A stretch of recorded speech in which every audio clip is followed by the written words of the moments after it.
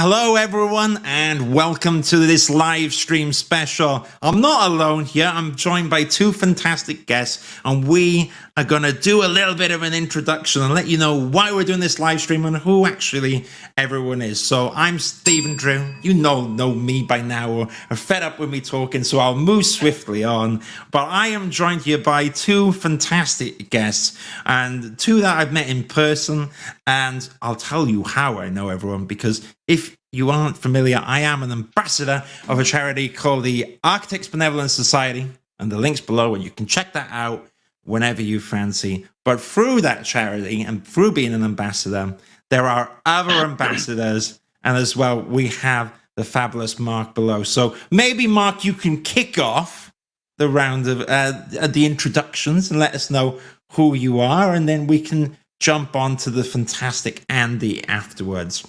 Sure. Yeah. Thanks for having me and Andy today, Stephen. We really appreciate your support. So I'm Mark Thomas. I'm the development manager at Architects Benevolent Society. We are one of those classic old benevolent funds. We've been around for about 170 years. And as the name suggests, we only help architects, and that's not entirely true. We help what we like to refer to as the architectural community. So landscape architects, architectural technicians, technologists, and those people that help that work within architectural practices as well. So office managers to finance to IT. So like I said, the architectural community or architectural family, as some people like to put it. And we're here to support with things such as financial support, mental health and well-being, physical health and disability, employment and housing support. So holistic support, as we like to put it. And yeah, we've got a network of ambassadors across the UK that help us with our geographical reach and spread that message about the support that we offer, and get involved in sort of quite fun fundraising activities. As you know, Stephen, you've been an ambassador of ours for quite some time, and so's Andy. So you've been involved in quite a few events over the years. I have. I've been holding the signs for the marathon people while they run, raising funds. Unfortunately, I need to run next, Mark, because I got a few lockdown pounds I need to burn as well. Me too. I wish I had a sarcasm bell to ring as well, but yeah. I know. I've got another noise from my waistline here. It's like, we'll sort all that out. But my waistline aside, I love the charity. I love everything that we've done. And Andy, I've met you at a few of these events in person, and it's so good to have you here as well. Perhaps, Andy, you could tell us briefly a little bit about yourself, how you're involved in architecture, and maybe a little bit about why you're an ambassador of the ABS Architects Benevolent Society. Yeah, sure. I'm an architect in Perth in Scotland. Sunny Perth as it is today, and I got involved with the ABS after I became a beneficiary, actually, first of all in 2014. They helped me out after I had a really bad accident, and then Mark managed to twist my arm to come in and help out a little bit more, became that ambassador, which is how I met yourself, Stephen. And now taking that next step of going, right, okay, let's give a little bit more, and now newly appointed as a trustee. Ooh, and a trustee. I should have a shirt and tie on. Maybe, I gotta get a clap for the trustee. I've also got like a little trumpet, but I don't know what sound effect you have for a trustee. But I think definitely the trumpet. Yeah, that's definitely the one. Yeah. if you're a trustee and you walk in the office, you should have a trumpet. We'll put that on.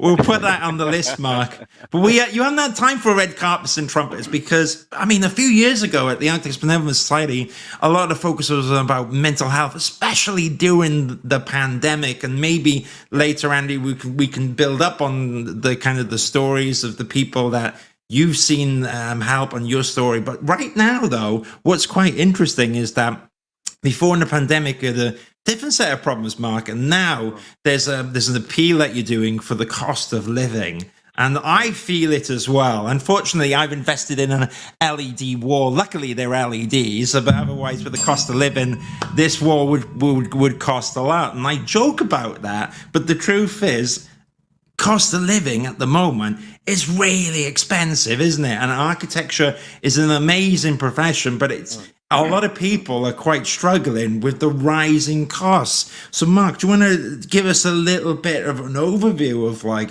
why you're doing this, crisis appeal? Yeah, sure. Well, it's been obviously, unless you've been living under a rock for the last 6 months, you would have heard about the cost of living crisis Yeah. hitting the UK, and it's more of a sort of a global impact as well. It's not just UK, but Yeah. living standards in the UK, are expected to fall the fastest annual rate since the 1950s at the moment. So the cost of heating, electricity, and food have all increased, Yeah. but earnings have not gone at that pace. Mm. So we've always had this, like I said earlier on, this holistic support that we offer, and it's mostly sort of financial support where we give monthly and one-off grants, Yeah. and those cover those essentials such as heating and food and things like that. Yeah. But this year, because of the cost of living crisis, we've just last month we decided to allocate an additional £40,000 into our budget to help with those costs that people may be facing. Um, we help around 1,400 people a year Well. within the architecture profession, and we're expecting that increase, like it did with the pandemic, to go up. And obviously, there is the mental health aspects that you need to sort of consider with this. It's not Mm. always just the financial um, No. impact that it has on people's lives. I mean, during the pandemic, um, we saw that mental health was one of the biggest things that people come to us for support, and it for the reasons for people applying for help, it's around about 60%. Wow. So we're expecting that to also increase with the financial support that we are able to give. Um, so we look at how we can maximize people's income with the help of our welfare benefit advisors, of which we've got around about, I think, maybe 12 to 14 of them across the UK. Right. And they're there to sort of help people claim benefits of what they may be entitled to. And then what we do at ABS is we top up the statutory support that people receive to make sure that people don't, are not just making ends meet. They're actually being filled to be a valued member of society Yeah. and uh, and and sort of have a decent quality standard of living, which everyone should be entitled to. So it, like I said again, it's not just the financial support that we're able to offer. Is so much more than that, and it's the mental health support is just one of them. But also we're able to help with employment advice, and we are Mm. partnered with an incredible organisation called Renovo, who are able to help people get back on their feet and into work, should they be facing sort of unemployment or any sort of redundancy. And we try to sort of bridge the gap that people as well are facing between going between jobs, and we're there to sort of offer those one-off or monthly grants to help people until they are back on their feet and steady again. So that's what we're kind of focusing on in response to the cost of living crisis. Mm. But as such as well, we need to find that money from somewhere else. So we've actually launched a cost of living crisis appeal for Mm-hmm. individuals to sign up and give, if they can, if they're able to do so, give a monthly donation or a one-off donation to ABS to help us continue this support that we've got. So we've just launched that appeal, and it's gone out to all of the individuals that currently support us. So we're asking if you can, if you're able to do so, if you could help with just a one-off or a regular donation. A monthly donation of just £10 could pay for a 3-month energy grant for a family, so they don't have Mm. to choose whether to pay their energy bill or feed their children. So it's kind of like now more than ever we sort of we really need your support. Even £5 could go towards feeding one family for a week. £5 a month is £60 a year. So it's really important when you think about the sort of breakdown of funds like that. So yeah, I mean, this service provides sort of much needed support for architects and aspiring ones, and we we've always been calling on the industry to sort of do more to help us with funding our sort of welfare projects and things like that. And over the last few weeks, I've had some really interesting conversations and some great support from a lot of architectural practices and membership bodies who are helping us with this long-term sustainable um, uh, giving, so we can continue to help more people.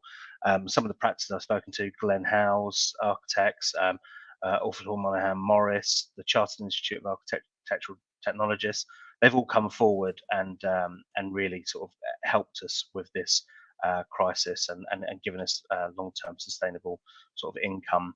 But more needs to be done, and we're calling on individuals and practices and everybody just to help us with this appeal and give what they can, and just as importantly, please raise awareness that ABS is here to support should you need it.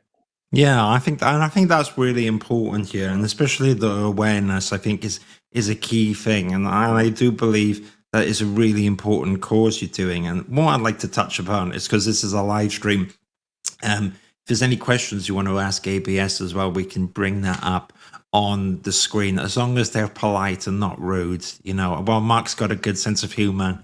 As long as it's PG-13 and below, we can bring up a question. And I would love to expand on this as well. So the call to action is important, and obviously, so you can check out the ABS, check out all the stuff they do, and look into helping. But perhaps if you're suffering at the moment, or you're feeling like you're in a bit of a stressful situation, I mean, it would be good, and maybe opening this up as well, Andy, if you want to have a chat about it as well. I mean, do you, Andy, do you speak to a lot of people in architecture or maybe under undue stress, or have you heard of anyone at the moment in the cost of living crisis? I'd love to know a little bit about if you can help illustrate for the audience maybe some case studies where people have come to the ABS and they've been helped by all the good services that Mark says the ABS does. I mean, do you have any first-hand experience, or have you heard anyone?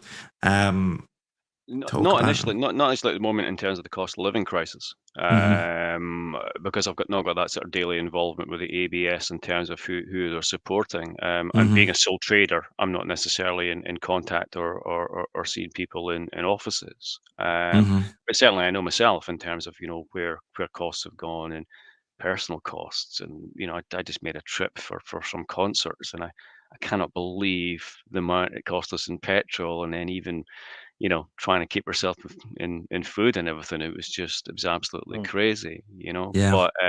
But touching back to, in terms of beneficiaries, and even if I could talk a second on my own experience, when I had my accident, it was, as Mark says, it was a top up. It was, financial support that allowed us to not just break even, but to actually have a little bit more money that assisted, mainly at the time when I had my accident, with my wife being able to travel to see me in hospital, because I was 50 miles away and she was traveling every single day. So those additional fuel costs or train costs or whatever were something that the grant that the ABS were able to give to myself helped with. And then it continued afterwards once I got back, and it was a top up to, you get your statutory sick pay. It's not great, but fortunately, being a sole trader, I had an insurance policy that gave me some money. Good.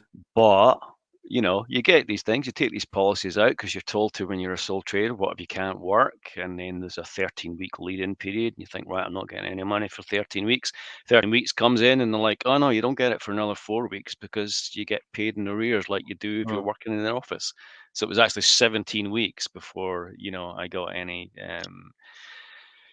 replacement salary coming in. And certainly, living off savings, and the ABS was almost immediate. I think it was within 6 weeks or so on. Financial support was there. Of course, it went straight to my wife, so I don't actually know. I know I got money, but I was in hospital. I was out of it, Yeah. You I'm pretty sure that there was a bank transfer and support from the ABS. I'm How much that was, though? I thought it was a little bit more than what came in.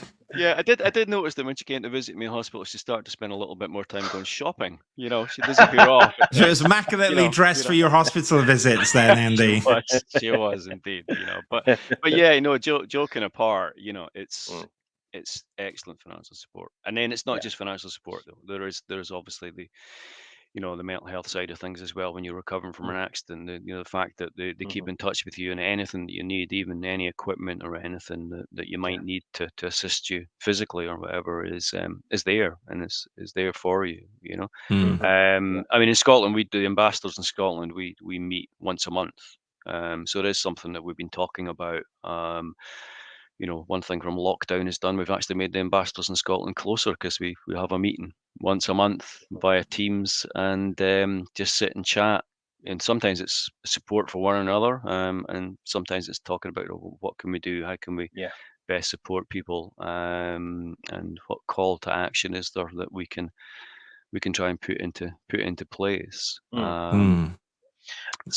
Absolutely. I mean, just touching on what Andy said about our ambassadors, if people weren't able to feel that they could financially, make a donation to ABS, there are other ways in which you can help ABS, and that's by raising awareness about the work that we do to your networks and things.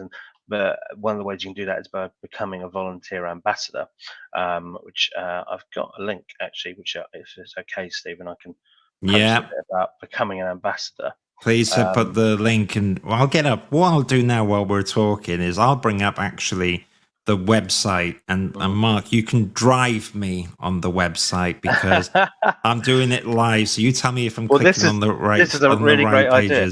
Actually, if I could actually talk about our eligibility as well, we have an eligibility checker on our website. So if you go to Get Help, Stephen, Get Help, okay, how we can help. There's the eligibility checker. So if you're unsure if you are eligible for support, you can come here and just click through these fields. Typically, let's say, for example, you are an architect and you were looking for support, we help. Our eligibility criteria is that you have to have worked in the UK for 1 year in a paid role to be able to access our support. And if you're an employee of an architectural practice, it's that you have to have worked within practice for 2 consecutive years within the last 5 years. And if you're a student, anybody who's done their part 1 onwards is eligible for our support. And if you're an undergrad, then there's limited support with our partnership with Anxiety UK. But it's all on our website. You can click through the eligibility criteria in the fields. And if you've got any questions or you're unsure about anything, you can go to our help email and contact our welfare department. So our welfare team, there's 3 of them: Deirdre, Aidan, and Helen. And Aidan and Helen have a background in social work. So any conversation you have with them is strictly private and confidential. Every call is dealt with really sensitively, and if you feel like you're still not eligible for support, you can chat to them, and they would always try and sort of signpost you to another organisation that may be able to help in addition to the support that you would get from ABS. So it's always worth just having a quick 10-minute conversation with them. Like I said, everything is strictly private and confidential, and each case is dealt with very sensitively. They've done this job many years now. They've heard it all. Everybody's got their own unique stories and everything they want to share, but they really have. They've heard it all. But they're really fantastic, and like I said, our eligibility has recently changed. We're now able to help those people that work in practice, from anybody from like an office manager to somebody who works in finance.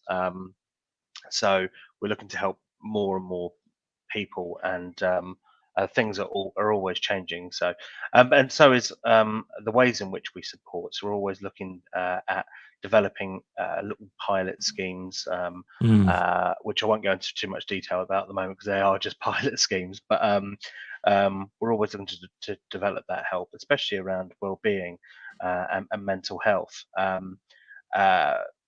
I think the reasons for applying for help last year, about 60% were all well-being and mental health focus. Wow. So that sort of seems to be. I think a lot of people can sort of identify with that being, working in practice where you work long hours, the sort of studio culture that sort of comes with that. And a lot of students really these days are identifying with that as well, which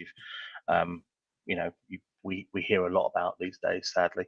So yeah, in the time that I've been at ABS, I started here in 2014, and at the time we were helping 400 people a year, and now we are helping almost 1,500 people. Wow, my goodness, So, that's gone up huge, isn't it? It's gone up a Whoa. lot because of our partnership with Anxiety UK and having a fantastic network of ambassadors across the UK, such as Andy and yourself. So helping us sort of push that message that we are here to support. So as you can imagine, our spend has gone up as well, but we're getting fantastic support from people making donations to appeals like the cost of living crisis appeal that we've got. And we're getting fantastic support from a lot of practices and membership bodies, the RIAS, CIT, Wilkinson Air, Alfred Hall, Monaghan Morris, just to name, but a few, Glen House, we're getting so much support from those large practices and membership bodies because their staff and their members are kind of they're making it known that there are people are struggling and people need support. So it's a good thing that we're here to sort of help and top up any sort of statutory support that people would be getting. Well, I think it's great and important because it's kind of, I felt that there's especially a hole there. And I think in architecture as well, having that support is so important. And not everyone's aware of the stuff that ABS is doing. I've had a comment that's popped in from Samael, which says, it's great you guys are working with such a cause. The built environment sector has suffered mortifyingly during the course of the crisis. It's good to know that there are countries such as the UK where professionals unite to help each other. So thank you for that comment. Yeah, but it is tough there. And maybe just to share some of the insights I see, especially on recruitment. There's a skill shortage, especially in the UK, but then there's also, especially architecture practices. I mean, a lot of it's dictated by the fees with companies and clients and so on and so forth. And it's not simple. I see at the moment people are saying to me that they're still struggling to get pay increases, which are in line with the cost of living, because it is crazy, isn't it? I mean, my electricity bill, I know I've got my lights on the wall, but my electricity bills doubled, and the lights have doubled, but it has genuinely doubled, and I don't really have much on in the house other than the light. So I always think that, imagine, especially if I was a part one enter in the industry, it's quite a precarious position to lower your salary on, especially with the bills rising up, and it's everything, isn't it? It's like food when you're traveling to work. It's and as you said, it's about how do you support your family on an architecture salary. And I love architecture. I think it's a great industry. You have to kind of fall in love with designing buildings. You have to, there's amazing stuff you can do in architecture. But for example, it's just popped out in the news. I think it was The Guardian or something else. They ranked the architecture education courses which exit with the highest amount of debt, and architecture was the biggest one, right? Because it costs money to study architecture. It costs money to do printing. Everything costs are going up. And architecture salaries are quite modest. So I think, especially while you're building up in your career, to have that support is equally important, Mark. I met a student at Sheffield University about 3-4 years ago, maybe something like that, who said that they were looking, once they were fully qualified, they were looking at the student loans would be in the region of £100,000. Yeah. And, I think it's 70 to 100,000. Yeah. Fathom that. I think it's just how have we got here? I know. And then how do you How do you pay that off, Mark? Isn't it? It's like, I know. that's, and you know, my parents' generation, it was free. You know, it was. I can't, and there's no wonder why there is. You know, we get so many young people coming to us for mental health support. yeah. And I think this is something, again, I should just really touch on with the mental health support.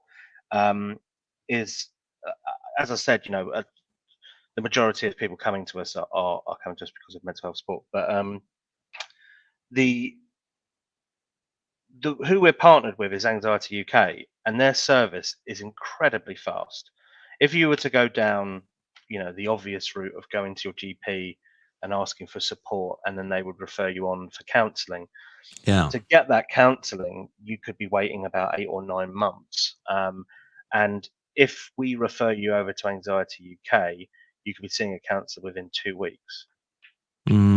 That's great. That's incredibly fast. Again, this whole service is all paid for by ABS, and we would pay for up to 12 sessions of counselling or CBT or any other kind of sort of dedicated sort of therapy that they practice. They have about 400 approved therapists throughout the UK, so they're a big organisation. They've been around since the 50s, and we've got such a good partnership with them. And what would typically happen is an individual would come to us. Would speak to our welfare team, discuss what support is available, and they would refer them on to Anxiety UK.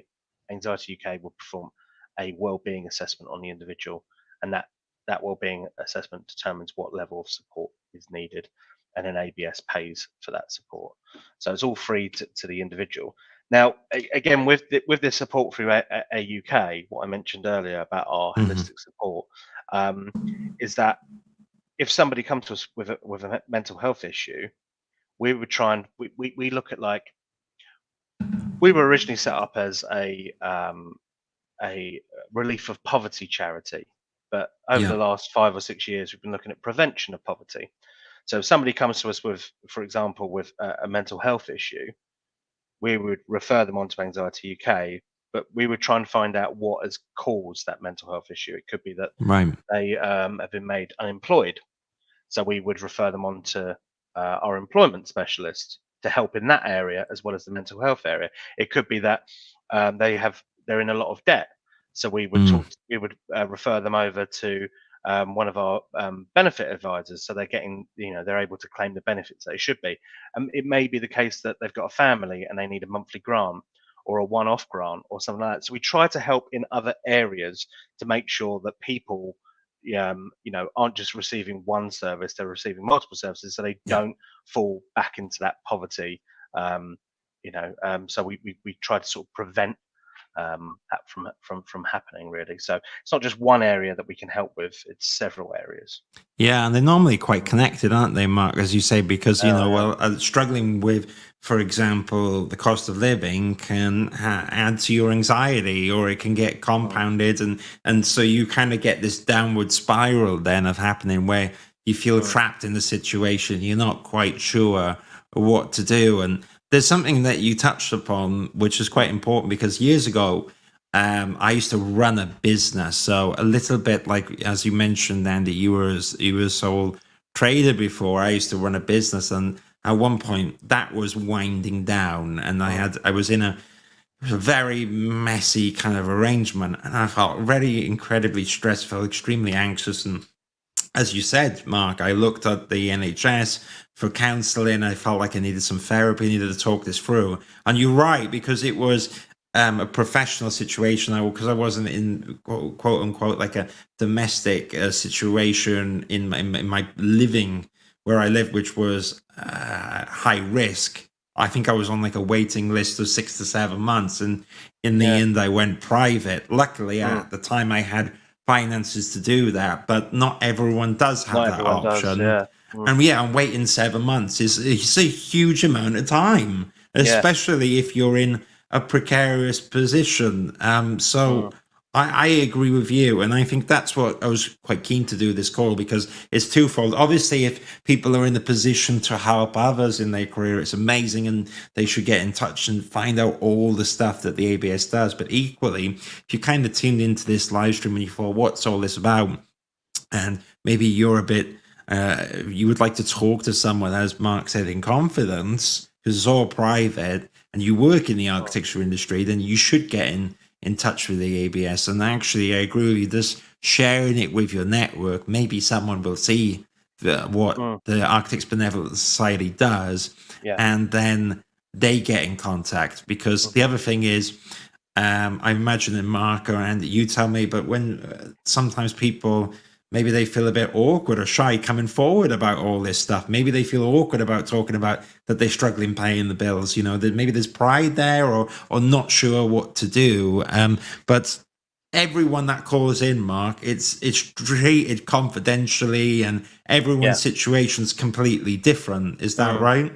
That's right. Yeah, it is. You know, everyone's case is completely different. And touching on what you just said about the pride thing, we've noticed as well that, like, you know, well, a bit before my time, but I heard that during the recession, you know, in 2008, 2009, it's when we were like incredibly busy, people who lost their jobs and things like that. But we found it, you know, challenging trying to persuade people to come to us for support, because I think architects have this is sort of in sense sort of, you know, pride in, you know, I've worked, you know, my backside off to, you know, got this degree. And, I'm educated. I've got my chartered. I've kind of, you know, spent the last 7 to 10 years, you know, getting to where I am now, and then, you know, to fall on sort of hard times and have to ask for help is, you know, a bit sort of demoralizing and sort of, bit sort of crushing for a lot of people. But, you know, we're all human beings. We're all, you know, this close away from, you know, we're like 2 paychecks away or 1 paycheck away from, you know, being in sort of quite destitute sort of circumstances. And there's no shame in asking for support when you need it. And it's great that there are charities like ABS that are here to offer that support to people when they need it. And, you know, the NHS is a wonderful thing. I think we all will agree on that. But due to sort of, you know, government cuts and resources and the pandemic and everything, they're stretched, aren't they, Mark? They're absolutely stretched. And to be able to get such fast support from Anxiety UK, completely free if you're eligible for that support, is brilliant. You know, I got contacted recently by an architectural student in the United States, who he said that him and his classmates had come across our website and could not believe what they were reading about the support that was available.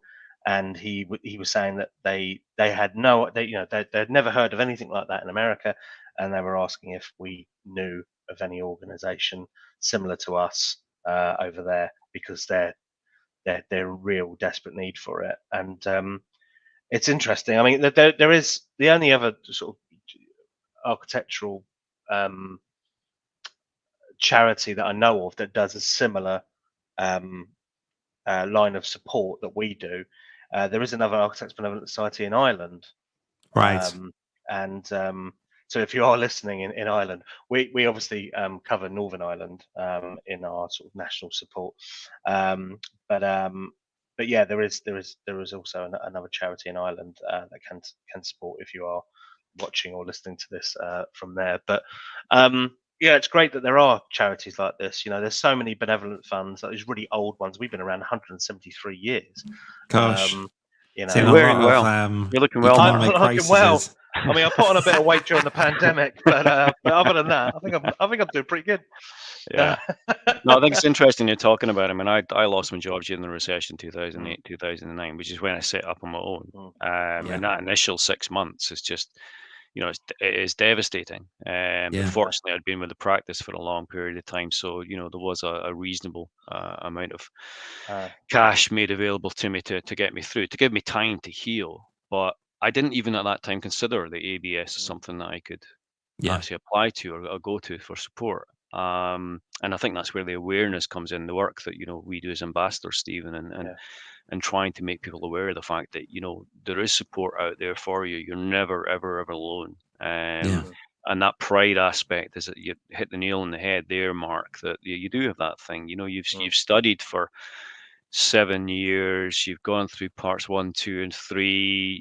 You've got all these initials and letters after your name, and then all of a sudden you're like, wait a minute, I'm out. I don't know what to do. I don't know where to turn to, because you just always imagine the path's going to finish architecture school. I'm going to go into a job. I'm going to be a partner. I'm going to be a star architect. I'm going to be this wonderful architect. And the reality is that's not what happens. So and even when I'm building the practice, when I built the practice over the sort of 3-4 years before I had my accident, once I had the accident, then you're starting that again, and that's the time when financially it was a squeeze, and financially it was a squeeze again post-Brexit vote, when it just was like, oh yeah, let's get everything for nothing. We're not going to pay architects fees anymore. We'll try and knock everybody down because we're not going to be part of Europe anymore. Fortunately, that we seem to have, we've come the other side of that, and to a certain extent for me in terms of fee levels, but it's still money, and nothing is going quite as far as it was before. You talked earlier on, Stephen, in terms of your bill. I'm now getting monthly updates from my energy company in terms of our energy usage and what that's costing us. And I got one just at the end of for May. Now the heating, it was on just a little bit. We're up in Scotland. It's never like totally warm up here, but it was on. It was never on as much as it would be in the winter time, and the cost for May was the same as it would be for one of the winter months last winter. I know. And there was hardly Scary, any isn't it? energy use. It's just crazy. As you say, doubled in cost. So there's going to be a lot of pressure obviously on the ABS in terms of giving financial support, but that's why the society is there, is to help people in their time of need, and help you to get through. And like I said earlier on, we're looking to sort of develop that support. We're always looking at progression and how. I mean, I've worked in the charity sector for the last 20 years, and this is the most fulfilling charity I've ever worked for. The response to people to their needs is so fast. It's really impressive, and I've also just been so sort of overwhelmed and impressed by how we've developed in the few years that I've been here, and I've seen this progression. And I mean, I first met Andy, I don't know, 5 years ago, I think it was, and when Andy become an ambassador for us, and now Andy is a trustee. He sits on our welfare committee, and he's going to be, one of the people that are going to be developing our welfare and all of our support services. And it's going to be a really exciting few years ahead. I think over the next 5 years, I think there's going to be some really useful things that are going to be available to the architectural community through ABS. But like I said, I mean, we're here to talk about the cost of living crisis and our appeal and everything. And if you can help us with that sustainable income, so we can do these, so we can develop these support services, then please do so. Please, if you can, give a one-off or a regular donation to support the work that we're doing, we'd really appreciate it. Or speak to your practice that you work for maybe and ask them to get involved.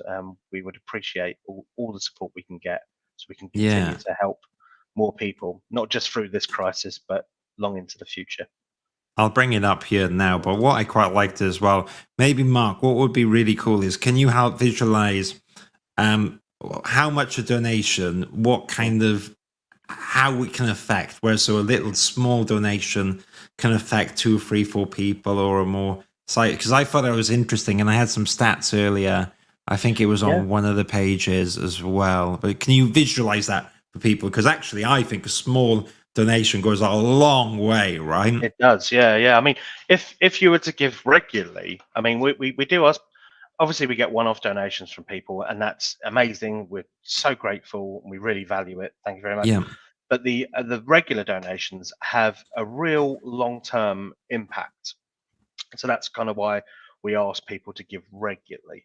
And just by giving £5 a month, that could go towards £5 a month being £60 a year. That could go towards feeding one family for a week. If you were to double that and give £10 a month, so £120 a year, that could help a low-income household keep their house warm for the next 3-4 months. £20 a year. So what's that? £240 a year. So £20 a month, £240 a year. That could pay for a well-being assessment with Anxiety UK. And that will go towards sort of supporting people who are finding these times that are really hard to sort of to cope with. So I mean, if you think about it, I think one of the things I said to somebody recently is just that £5 a month. I live in London, and it's that's less than a pint. If you put about it, think about it in those terms. So just that £5 a month, and even if you gift aid that as well, we get an extra 25% on top of that. So if you give, say, £10 a month, that's really £12.50 a month to us. And over the course of that year, it sort of it goes towards supporting things that could really make a difference in somebody's life, especially a family as well. There's so many families that we help. As I mentioned earlier on, it's not just architects and AT professionals, landscape architects, and those people that work in offices that we help. It's also their dependents of past and present members of the profession as well. So there's a lot of families that we help, and one that sort of always sort of springs to mind is you can read about it on our website, but it's the Lowe family who's they had a son have a son who has Prader-Willi syndrome, which is a condition where you have an appetite which just it can never be fulfilled, and it's a learning and behavioural disability as well. And I think it was the father was an architect, and I think the child was one of maybe 3 or 4 children, and they were finding it really a real struggle every month to put food on the table and pay for bills. So we were able to step in with a regular grant for them to keep them afloat until their circumstances inevitably changed. But it wasn't just that we were also there for. We also looked at other ways in which we could help as well. And they're just one of many families over the years that we helped. We've always got this. I'll get it for you actually. This picture. Oh, he's gone walkies. You got your headphone on now, haven't you? There you go. That was smart. There was I think Michelle was a landscape architect. Let me bring that up now. I may have got that wrong, but we paid. I can't remember her exact circumstances, but I remember what we did. We helped fix their leaky roof, and Michelle's daughter drew this thank you picture for us. Oh wow, there you go. Which we've always got up in the office as a reminder of just the work that we do here and why it's important. And it was obviously something that Michelle's daughter, at a very young age, was incredibly grateful for the support, and decided to draw this picture, and we think it's lovely, and we've always got it up on the wall here. Well, I've just taken it down now, but we're always incredibly grateful of receiving like nice letters and things like that from people about thanking us for the support we're able to give them. So very good. I'm quite impressed, and I am always staggered at the range of help that the ABS provides, and actually how nimble we have to be. Because I love architecture to death. I think the nature of the profession, though, is that it's such a prone to economic climates. You know, whether jobs are coming on site and the cost of materials. Because this comment came in while we were speaking from Samuel again, which says in the Dominican Republic, the sector has seen primarily an increase of 200% of cost of construction materials in terms of the living crisis. This has affected the original cost of properties, so it's difficult to buy properties that were sold during the construction phases. People have to withdraw because the final price just got too high, plus the cost of life are increasing. So it is so interesting to see how so many facets change the landscape of architecture. And I'm really happy you're both here. So what I'm going to do is I'm going to give you a round of applause. Both now, especially Andy, you're a trustee, so you get an extra round of applause. But maybe because we're at this nice segue, and always keep an eye on it, like the 45 minutes point where we can wind down. We're gonna let Mark, everyone know where they can go again. But maybe if there's any final thoughts, Andy, that you have, and then Mark, before we wind down, how people can get in touch or anything that's popped into your head as we're speaking. Go for it, Andy. If there's anything, I think the thing is, forget that pride. If you need help, if you're struggling, then get in touch, because it is, as you say, it's multifaceted in terms of the help that you can get. And the thing I loved about what Mark said there as well was the fact that it's, they will assist you with whatever your current need is, but then always look at how other help can they give you as a preventative measure. To make sure that you don't fall through that hole again, and that you do get that support to give you a sort of sustainable situation that you can then move on with. So and looking at the guy from Dominican Republic talking about construction materials, well, we all know it's just crazy at the moment. And I've got clients that have stopped projects and said, no, we can't go any further forward. And one recently that I need to catch up with, who we redesigned the scheme to save money. We started it in 2000, and now we're at the other side of the whole COVID crisis and Brexit and all the sort of global supply chain issues, and it's come in £50,000 more than the original cost that she. And you're like, what can you do? We've redesigned the scheme to get the cost down, and it's ended up coming in £50,000 more, which is just absolutely crazy. So that will have a knock-on effect, I think, on the livelihood of practices. That's it's got to at some stage. So absolutely, carrying on the great work that the ABS do, and that's part of the reason for me becoming a trustee, is just to sort of to assist with that, to sort of do my part for the charity that helped me, and the charity that I've kind of seen through being an ambassador is way more multifaceted than I thought it was when I was getting my assistance in 2014. So and I think it was 2014 into 2015 I got assistance, so it helped me get back on my feet. And probably went back, because I'm a sole trader, went back to work earlier than I should have done. Well, I'm not embarrassed to say it, and then slipped through the hole again, and slipped through the net, but was able to sort of bounce back quite quickly from it. But yeah, the ABS have always kept in touch, every year, every 6 months or so. Aidan or Veronica would get in touch with me and pop in, or phone calls or whatever. And it's that follow up as well. It's that you get that support now, but they will always be there for That's you. nice. Always be there to assist you as you move forward. And one of the things I got involved with recently was talking about being beneficiaries, having almost like a beneficiaries network, because we are all there. We all see the benefit of what the ABS have been able to do for us. but being able to sort of get together and perhaps share stories is something that we're looking at to see if there's a network that we can put together, which then can benefit and inform the services that the ABS are given, because you are in my own personal case, it was the physical recovery first of all. Yeah. Great when you're in hospital. As soon as you get out of hospital and you've got to carry on that physical recovery, it becomes that sort of mental recovery as well, of adjusting back to normality. It never goes back to what it was before, but adjusting back to it.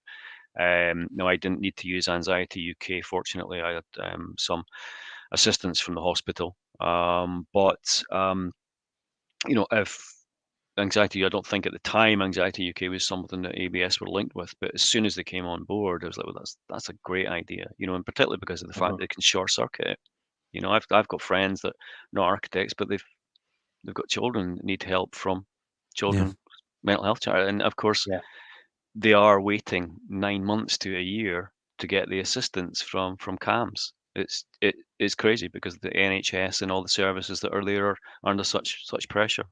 So that maybe went off a little bit. No, the line no. But, I mean, you said a lot of things there that sort of resonated, I think, with a lot of people, and I think I was talking to a landscape architect last month, or maybe the month before actually. He was saying he's recently lost work that he quoted for at the tail end of last year that he was meant to do in the spring because the cost of materials have doubled. And I think one of the things he said to me was like, just a sleeper would used this time last year cost £20, is now 45. So he's now like those jobs that he quoted for last year, which he was supposed to be doing this spring, he's just lost loads of them. And he's just really worried about, he's having to take on more commercial projects, which he wasn't really interested in doing, but for whatever reason. But he's not the only one out there. There's a lot more people. So we're going to get more people coming to us saying, especially sole practitioners, saying, I have, not getting the work in that I expected to get in, and worried about this and worried about that, which then leads to sort of that mental health decline that we spoke about. But yeah, like I said, I just urge people to please just check out our website and come to us for support. If you know somebody experiencing any difficulty, please refer them directly to us. Encourage them to come forward. A 5-minute conversation with one of our welfare officers, which is strictly private and confidential, could change your life. So, and all it is just a 5-minute conversation. So don't be afraid, please come forward. And if you can, please help us so we can continue to help people by supporting our cost of living crisis appeal, which has just gone live. And we're, thank you to all the people who have already started sort of donating towards it. We really appreciate it. And like I said, that just that £5 a month can make will change the life of somebody and really make that difference. It's all about that long-term sustainable support. And if you're in a position to do so, please just support us in any way you can. Brilliant. Thank you so much. That's really useful. I put the link up here. So I think now if anyone wants to get in touch, check out the Architects Benevolent Society, which is www.absnet.org.uk. It's a proper charity website domain. I always have to double check that. So absnet.org.uk. You can reach out to me. You can get in touch with me. There's a lot of content on the Architecture Social, which is thearchitecturesocial.com, which will point you as well to the Architects Benevolent Society. But feel free to ask me questions. Feel free to ask Andy a question as well as Mark. I can see we've got a comment that's come in from an anonymous user, so we'll never know who they are. But they said, well said, Mark and Andy. And I agree. Well said, Mark and Andy. I'm going to do a round of applause. You two have been absolute gentlemen. Please stay on the stage 1 second while I turn off the live stream. But for you listeners out there or watchers, Thank you so much for tuning in. I really appreciate it. I love what the ABS does, and I would encourage you all to have a quick look at it and share it. And if you're fortunate enough to help out others, have a look at donating. And if you are currently in a stressful situation yourself, and a lot of this changes all the time, then do not feel that pride that you don't want to, you couldn't call. Don't feel embarrassed. Call up and have a confidential chat. With one last thank you before we go. It says, thank you for raising the subject, especially when architecture and landscape is part of the construction driving growth in the economy. Thank you, Conrad, for that conversation. Okay, guys, I'm going to end the live stream now. Thank you again in the audience, and we'll see you soon. Take care.